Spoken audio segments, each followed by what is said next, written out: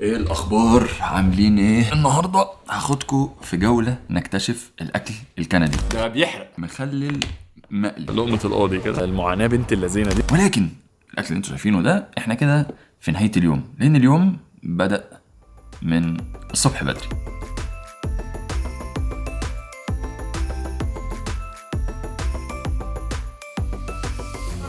بدأنا اليوم من أوله بدري جدا، وإحنا دلوقتي في أشهر أو واحد من أشهر الأماكن أو الكافيهات اللي موجودة هنا في كندا، وهو تيم هورتنز. Welcome Tim Hortons. Can I take your order? نجرب الساندوتش ده.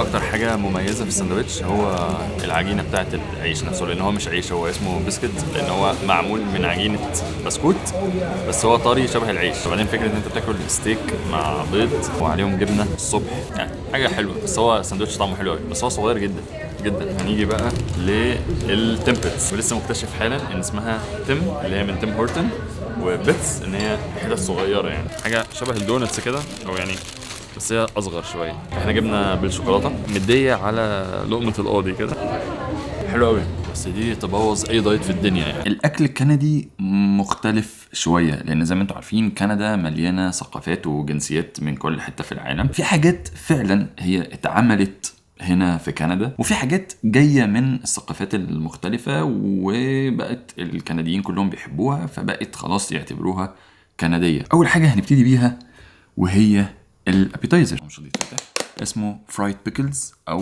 مخلل مقلي. غالبا هو خيار، يعني لان هو دي اكبر حاجه ممكن تكون متخلله، وبعدين قلينه وحاطين عليه اعشاب وبهارات. فخلينا ندوق. ده شكل البتاع من جوه، وهو خيار فعلا، ميكس لطيف. بس لو سقيناه كده جوه طحينه، حطينا عليه ليمون، هتبقى احلى كتير. ونخش على حاجه بقى، يعني انا متاكد ان هي كنديه جدا جدا جدا وموجوده في كل حته، وهي البوتين. البوتين Put in the cheese on the fries. Put in poutine. بطاطس وعليه جبنه وعليه جريفي صوص. بس هو طبعا دي اكله من الاكلات اللي يعني ما ينفعش تقول فيها رايك. خلينا ندوق برضه. بطاطس محمره عليها جبنه، اكيد حلوه جدا. يمكن بس الصوص هو اللي غريب شويه، ولكن هو اقرب بصوص المشروم. يعني هو صوص المشروم بس تشيل منه المشروم عشان اقربها لكم. يعني خش على اكله تانية، هي مش اصلا كنديه، هي جايه من ثقافه شرق اوروبا، ولكن الكنديين بقوا بيعتبروها واحده من الاكلات المهمه جدا. اسمها بيروجي. برضو دي اكله من الاكلات كده اللي هو ايه، اللي هو برضو ما بتفتحش كالعاده. اللي بره دي عجينه بطاطس ومن جوه محشيه جبنه، فبطاطس وجبنه. يعني اكيد برضو اي حد هياكل بطاطس وجبنه هيتبسط يعني. نخش على الطبق الاساسي، وهو بقى من اسمه كندي جدا جدا جدا، لان هو اسمه مونتريال ميت ساندويتش. مونتريال هي منطقه هنا في كندا، وميت ساندويتش يعني ساندويتش اللحمه. ده منظر الساندويتش، يعني طبقات لحمه كتير. وندوق قطعه اللحمه لوحديها، حلو قوي. اللحمه طريه جدا جدا جدا، بتدوب في بقك يعني وانت بتاكلها. حاجة بسم الله ما شاء الله تستاهل بقك كريمة. خدت بالي ان الاطرف بتاعت اللحمه من بره عليها فلفل اسود كتير جدا، رقات اللحمه كده فوق بعض، والخيار المخلل، وبعدين صوص المستردة. ولكن الصراحه انا حاسس ان انا دقت حاجه شبهه قبل كده. يعني انا الصراحه مش قادر اميز ايه المميز فيه قوي فيخلوه اسمه مونتريال ميت ساندويتش. بس هو طعمه حلو، يعني لو هو ده بتاع مونتريال وانا يمكن دقت بتاع مونتريال فهو جميل، يعني طعمه حلو جدا.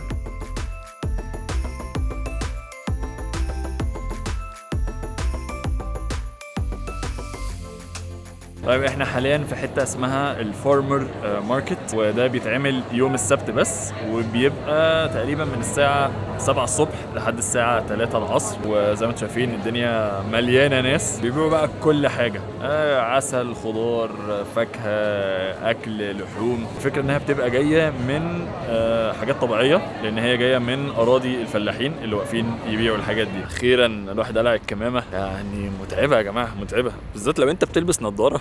يعني اكيد الناس اللي بيلبسوا نظاره عارفين المعاناه بنت اللذينه دي. هي دلوقتي فقره الديزرت. اشهرهم هو